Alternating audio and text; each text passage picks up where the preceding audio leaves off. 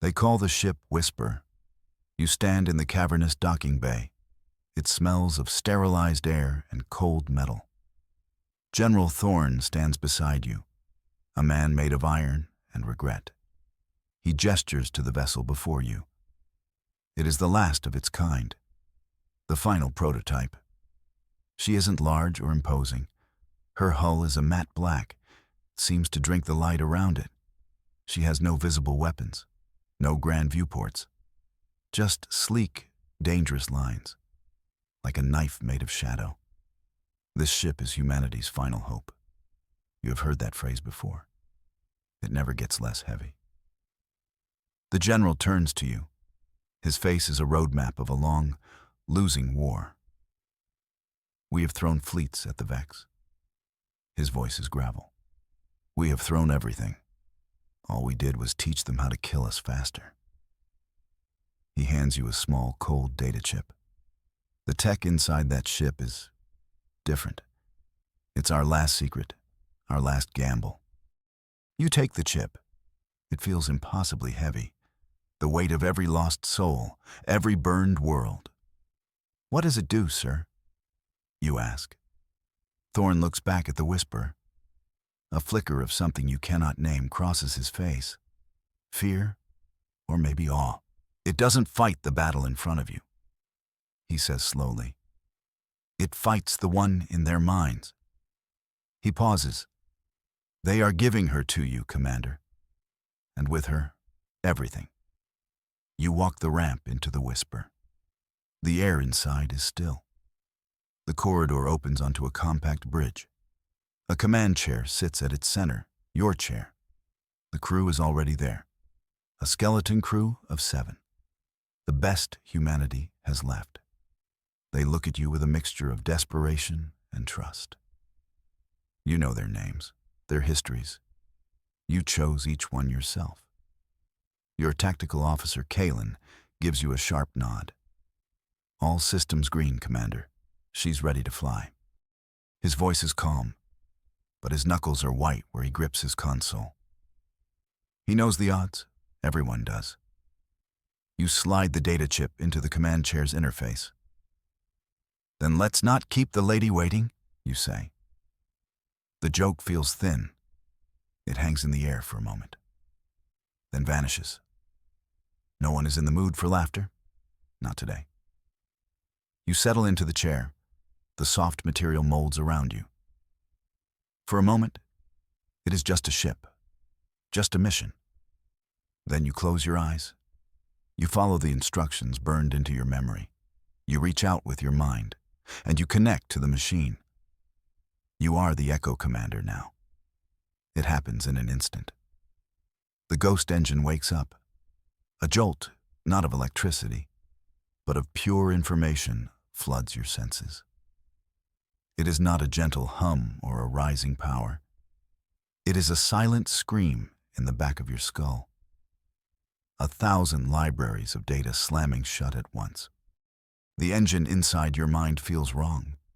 Deeply, fundamentally wrong. Your eyes snap open. The bridge looks the same. Kalen is still watching you.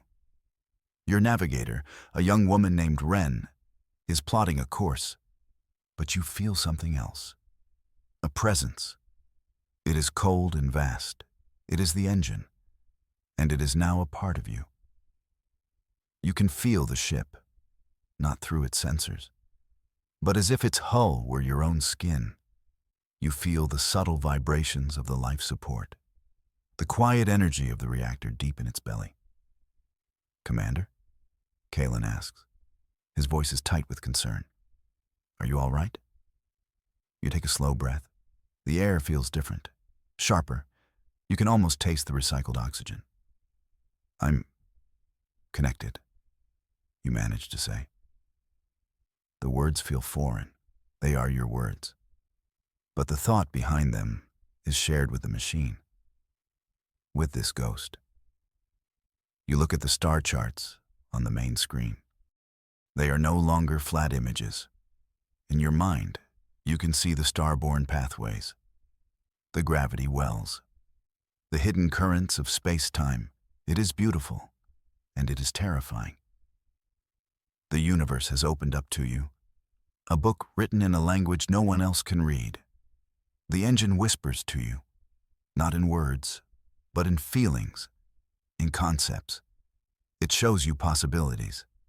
Tactical overlays bloom in your vision, not on a screen, but in your mind's eye. You see the whisper not as one ship, but as many. A dozen perfect copies. Phantoms made of light and energy. They flicker around the real ship, indistinguishable from the real thing. "Bring us out, Ren," you command. Your voice is steady now. The wrongness is still there, a cold knot of alien thought in your head. But you can control it. You can use it. Take us to the Orion frontier. Let's see who comes to say hello. The ship glides out of the docking bay. It moves with an unnatural silence. No engine roar, no vibration. It just slips into the void. On the main screen, the last human outpost shrinks away, a tiny point of light against the infinite black. You are alone now, just you, your crew, and the ghost in the machine.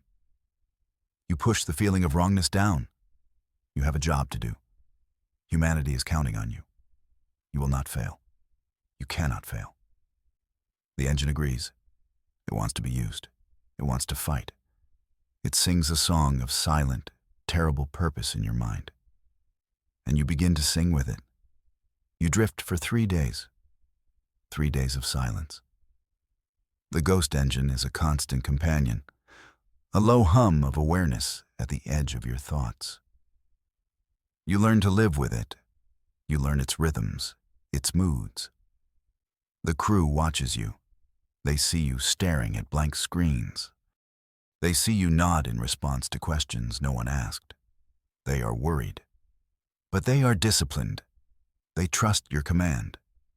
Kalen brings you a cup of nutrient paste. It probably tastes like chalk. You wouldn't know. Taste is a distant memory. "Anything, Commander?" he asks, his gaze fixed on you. You look at the main view screen. It shows nothing but the endless starfield. But you see more. The engine shows you more. "They're coming," you say quietly. "They've been watching us since we left." Kalen's eyes flick to his sensor board. It is completely clear. "Scans are negative, Commander. I'm not reading any energy signatures." "You won't," you reply. "They are very good at being quiet." You smile, a cold, thin thing. "But we're better." You close your eyes. You reach deeper into the engine. The silent scream rises in pitch. The feeling of wrongness intensifies. But with it comes power. In your mind, you paint the space around the whisper. With a thought, you create a brother.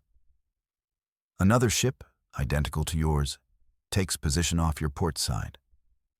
Then another, and another. You weave them from light and sensor ghosts. You give them heat signatures. You make them bleed faint radiation, just like a real fleet would. You open your eyes. The bridge is the same, but in the tactical display in your mind, you are no longer alone. You are the lead ship in a squadron of 13. "There," you say. "Let them see that." Ren looks up from her console. "Commander, I'm detecting us 12 other contacts, identical to our own profile." Her voice is filled with disbelief. "Those are our ghosts, Ren," you say. "Let's see if the Vex believe in them."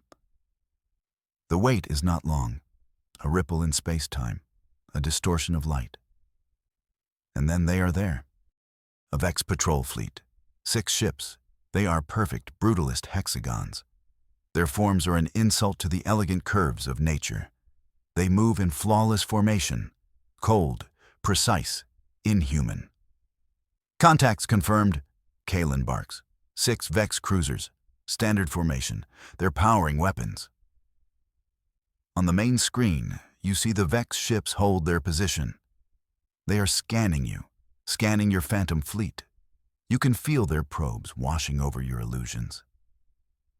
It is a strange sensation, like insects crawling on your mental skin. You focus. You reinforce the phantoms. You make them stronger, more real. They're holding their fire, Kalen reports. His voice is laced with tension. They're analyzing the fleet. This is the moment of truth. Does their logic accept the impossible? A human fleet this deep in their territory? Or will they see the flaw in your masterpiece? The Vex are machines of logic. They do not believe in ghosts. They believe in data. And you have given them a mountain of it. They see a dozen human ships, you whisper. You can feel their confusion, their cold, analytical minds trying to solve the puzzle you have presented. You are an anomaly, a deviation from their predictions, and the Vex hate anomalies. Then it happens. Energy spikes from the lead Vex cruiser. A lance of pure, white-hot energy erupts from its forward weapon array. It crosses the void in an instant. Your heart hammers in your chest. The crew braces for impact. But the lance does not strike the phantom to your right. It does not hit the one behind you. They only fire upon one ship. Yours. Evasive action. You scream. The command is instinct. The whisper responds before you even finish the thought. It dives. It rolls. The lance of Vex energy shears through the space where you were a microsecond ago. The heat of its passage washes over your phantom shields. Kalen is staring at his board in horror. They're ignoring the others. All fire is concentrating on us. How do they know? They don't know, you say, your teeth gritted. The ghost engine is screaming in your head now, a symphony of panic and power. They guessed. They saw an anomaly and fired at the heart of it. You look at the Vex fleet. Still perfect, still methodical. Their logic is their weakness. You dive back into the engine. You take control of the phantoms. You are no longer just the commander of one ship. You are the conductor of an impossible orchestra. Send Echo 3 on an attack run, you order, your eyes closed. In your mind, one of your ghost ships peels away. It accelerates toward the Vex. No contacts are moving, Commander, Ren says, her voice shaking slightly. They will see it move, you snarl. You feel the Vex shift their attention. A portion of their fleet turns to intercept the phantom. It is a fool's errand. They are chasing a ghost. Now, Kalen, you command. Target the cruiser on their flank, the one that turned, full power to the phase cannons. The Whisper has no visible weapons, but she is not unarmed. Panels on her sleek hull slide away. They reveal arrays of dark energy, phase cannons, weapons that do not fire projectiles. They fire ripples in reality.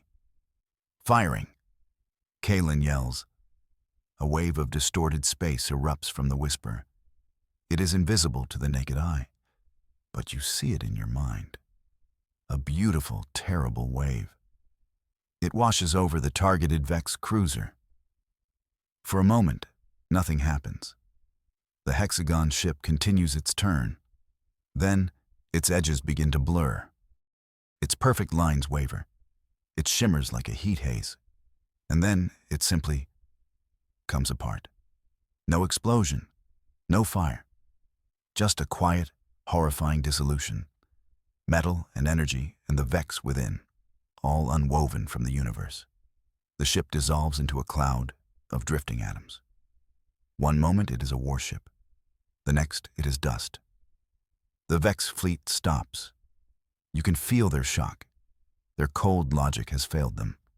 They fired on a ghost, and a ghost fired back. They're recalculating. You breathe. They don't understand. You smile grimly. Good.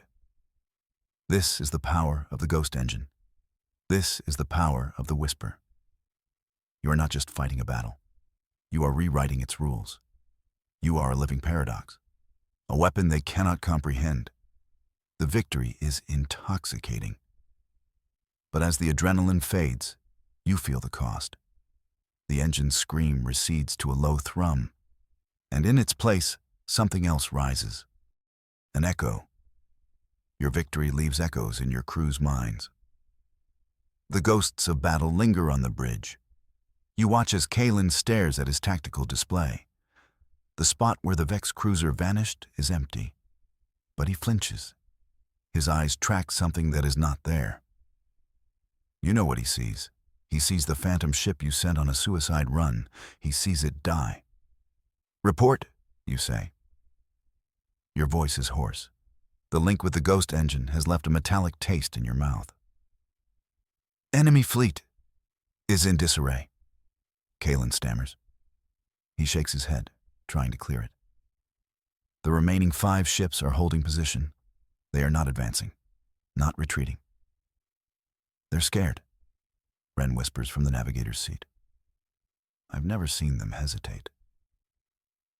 You look around the bridge. The victory should feel good. It should be a moment of triumph. But the air is thick with a strange tension. Your comms officer, a young man named Jax, has his hand pressed to his headset. He is listening to silence, but his face is pale. "I can hear them," he mutters. "The crew of that cruiser. I can hear them screaming." There is nothing on the comms, just static. You know this. But you also know he is not lying. The ghost engine connected you all. It used your minds as a network to project the phantoms, to win the battle. And now, the feedback is washing over them, the psychic shrapnel of a battle that was both real and unreal. You stand up from the command chair. The movement feels slow, heavy. The wrongness in your head is a dull ache now, a constant reminder of the alien presence you carry. You walk over to Jax's station. You place a hand on his shoulder. "There is nothing there, Jax. It's just an echo." He looks up at you. His eyes are wide with a fear you understand completely. "It feels real, Commander." "I know," you say softly. And you do. Because you feel it too. You feel the ghost of the dissolved Vex ship, a cold spot in the fabric of space. You feel the lingering terror of its crew as they were unmade. The engine shows it to you, a gift you never wanted. You return to your chair. You have to be the anchor. You have to be the one who separates the real from the echo. "Kalen," you say, your voice firm. "Damage report on our phantoms." Kalen blinks. The question seems to pull him back from the edge. "Commander, the phantoms aren't real. They can't be damaged." "Humor me, tactical officer," you say. It is not a joke. It is a test, a way to force their minds back onto solid ground. He hesitates. Then he straightens up. The training kicks in. He looks at his board, at the ghost signatures that only he and you and the Vex can see. Echo 3 was destroyed, intercepting enemy fire. Echo 7 and Echo 9 sustained heavy damage from the Vex Energy Lance's proximity blast. The remaining 9 are intact. "Good," you say. A lie, but a necessary one. "Ren, plot a course away from here. Take us into the Serpent's Nebula. We need to disappear for a while." "Yes, Commander." Her fingers fly across her console. Her focus returns. The ghosts begin to fade. You won.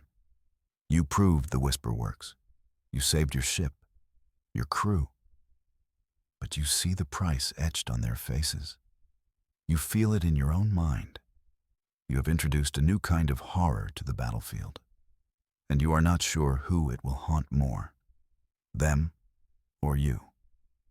The nebula is your sanctuary, a swirling cauldron of incandescent gas and newborn stars. It is a place where sensors fail, a place where ghosts can hide among other ghosts. For a week, you drift. You allow the crew to find their footing again. You drill them. You force them into routines. You make them focus on the real, the tangible. The echoes of the battle fade. The phantom screams grow quiet. But they never truly disappear. The ghost engine is always there. A silent passenger in your head. It has become less wrong, more familiar. That might be the most terrifying thing of all. You are adapting to it. You spend hours in the command chair, exploring its depths, learning its secrets. You are becoming more than a commander. You are becoming a part of the weapon. One day, Kalen finds you staring at the swirling colors of the nebula on the main screen. "You should rest, Commander," he says. His voice is gentle. He is the only one who dares to speak to you like this. "Rest is a luxury, Kalen," you reply without turning. "The Vex do not rest." "No," he agrees. But they aren't stupid either. They know what happened. They know a fleet didn't just appear and vanish. They will be hunting us. You turn to look at him. Let them hunt. Hiding in here is not a strategy. It's a delay. You feel a cold certainty rise within you. A certainty that comes from the engine. They know we are not a fleet. They know it was a trick. So they will not send a fleet to find us. Kalen frowns. What will they send? A new sensation flickers through the engine. A warning. It is different from before. Not the broad, clumsy scans of a patrol fleet. This is sharp, focused, a single point of cold, relentless purpose. It feels like a scalpel probing the darkness, looking for you. "They will send a hunter," you say. Your voice drops. The wrongness returns for a moment, a spike of pure alien dread. A single, perfect hunter, designed to kill a single, perfect target. Even as you speak, an alert chimes through the bridge. It is a high-priority warning. Ren looks up from her station. "Commander, I have a contact on the edge of the nebula." Her brow is furrowed in confusion. It's a strange signature. Small, very low energy output, but it's moving fast. Incredibly fast. "Put it on screen," you command. Your heart is a cold stone in your chest. The image appears. It is not a hexagon. It is a sliver of polished obsidian, a shard of midnight. It is long and thin, almost needle-like. It has no visible engines, no weapon ports. It glides through space with a predatory grace. It is the most dangerous thing you have ever seen. That's it. Kalen breathes. That's the hunter. The Vex now know you are not a fleet. They have adapted. They have learned. And they have sent their answer. The Silent One. A ship built for one purpose: to find you and to erase you. The game has changed. You are no longer the trickster. You are the prey. The hunter does not scan. It does not probe. It simply moves. Its course is a perfect, calculated intercept. It knows where you are. Not your exact position. The nebula hides that. But it knows you are in here. And it is coming. It is a wolf stalking a wounded animal in a forest. It is patient. It is silent. And it is utterly lethal. How does it see us? Ren asks, her voice barely a whisper.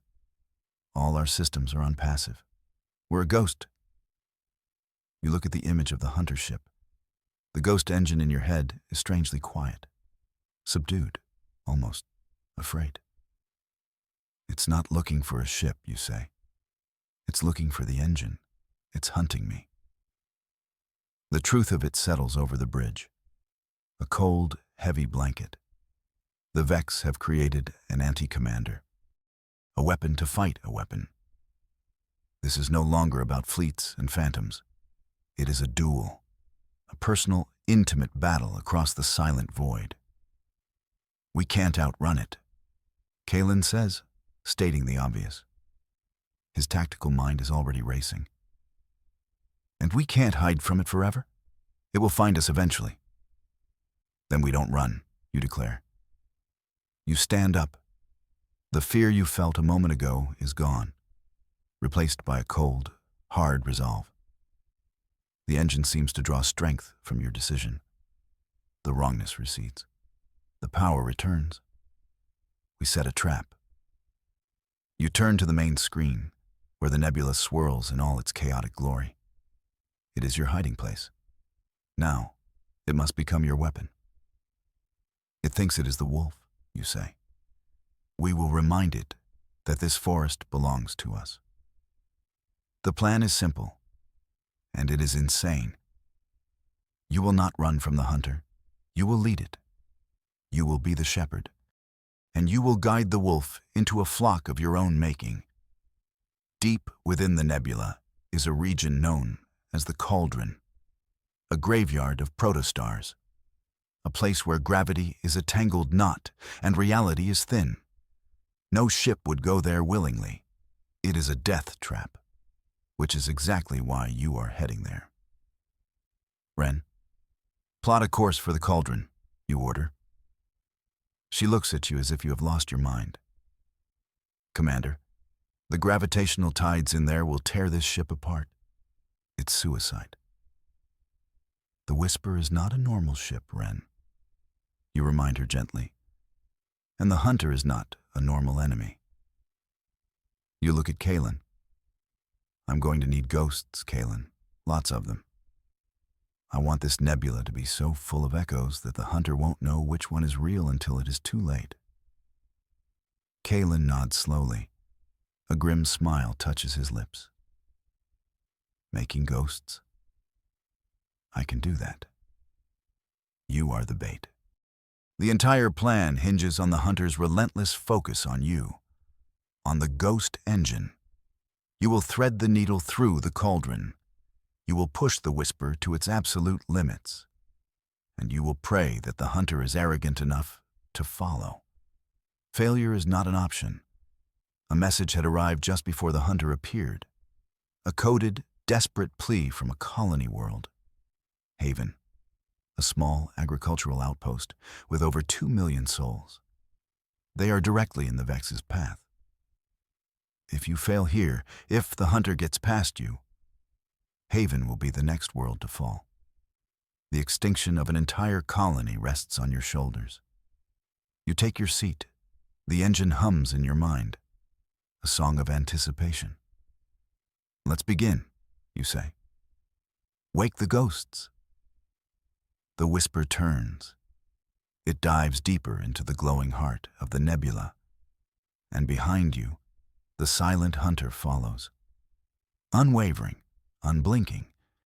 The shepherd and the wolf have begun their deadly dance. The journey into the cauldron is a nightmare. Gravity pulls at the ship from a dozen directions at once. The hull groans. Alarms scream from every console. Wren is fighting the ship's controls, her face beaded with sweat. The tides are too strong. I'm losing her, she shouts over the din. Trust the ship, Wren, you yell back. You close your eyes. You let the ghost engine take you. You are not just in the command chair. You are the ship. You feel the gravitational forces trying to rip you apart. You feel the strain on every plate of the hull. You bend with the forces. You do not fight them. You dance with them. Outside, the hunter follows. It is a testament to Vex engineering. It navigates the chaos of the cauldron with an effortless grace. It is gaining on you. Kalen, now, you roar. Deploying phantoms, he responds. You feel a surge of power from the engine. It rips a dozen copies of the Whisper from your mind and throws them into the chaos. They scatter. Some dive into the hearts of collapsing gas clouds. Others skim the edges of unstable gravity wells. It is a storm of ghosts, a blizzard of false signals. You have turned the nebula into a hall of mirrors. You feel the hunter pause. just for a second. Its relentless focus wavers. It is confused. The wolf has stumbled into a field of sheep, and every single one looks and smells like the one it was hunting. It's working, Kalen says, a note of wonder in his voice. It's slowing down. It's trying to scan them all. It won't have time, you say. You feel it. The key to the trap, a young, unstable protostar, a ball of volatile energy on the verge of collapse. It is the most dangerous place in this entire deadly region. Ren, take us there. Straight into the corona. Commander, the radiation will fry us, she protests. The phantoms will give us cover, you reply. Do it. The whisper plunges toward the protostar. The heat is immense. The radiation shrieks against your shields. On the screen, you see your ghost fleet converging on the same point. They are your shield, your sacrifice. The hunter, seeing your real ship and a dozen phantoms all rush toward the same suicidal target, makes a logical choice. It cannot tell which is real. So it follows the herd. It accelerates. It wants to catch you before you reach the star. It wants to end the hunt. This is the arrogance you were counting on. You are almost there. The heat is unbearable. The ship is screaming. Kalen, you shout. Collapse the phantoms, all of them, right on our position. Collapsing. The dozen ghost ships that have been your shield suddenly vanish. All their energy signatures, all their false data, it all folds down into a single point right on top of you. For an instant, you are the brightest thing in the system, a beacon of impossible energy. You have painted a giant, unmissable target on your own back. The hunter takes the bait. It diverts all power to its forward cannons. It is going for the kill. Ren, you whisper. Your voice is calm. The engine is a still, quiet pool in your mind. Dive. Now. The whisper does not dive. It falls. Ren cuts the inertial dampeners for a fraction of a second. The ship drops like a stone, plunging under the plane of the protostar's ecliptic, just as a lance of obsidian darkness erupts from the hunter. It is not an energy beam. It is a weapon that fires pure absence, a sliver of absolute nothing. It slices through the space where you were. It hits the phantom signal you left behind, and it hits the protostar. The reaction is instantaneous. The unstable star, pierced by a weapon that violates a dozen laws of star science, collapses. It implodes. For a single, silent moment, there is a sphere of perfect blackness. Then it detonates. A supernova. A wave of raw cosmic fury tears through the cauldron. You feel the shock wave hit the whisper. The ship is thrown, tumbled end over end. The lights die. The bridge is plunged into darkness and the scream of dying systems. You are thrown against your restraints. The last thing you see is the brilliant, terrible light of a dying star, filling the screen. You led the wolf into the fire, and you pulled the entire forest down on top of it.